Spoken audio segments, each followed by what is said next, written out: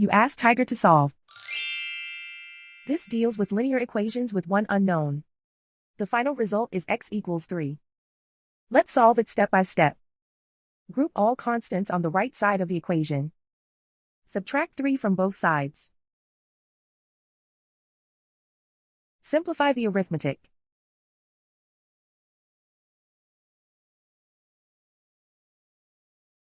Isolate the x. Divide both sides by 10. Simplify the fraction. Find the greatest common factor of the numerator and denominator. Factor out and cancel the greatest common factor. And so the final result is x equals 3.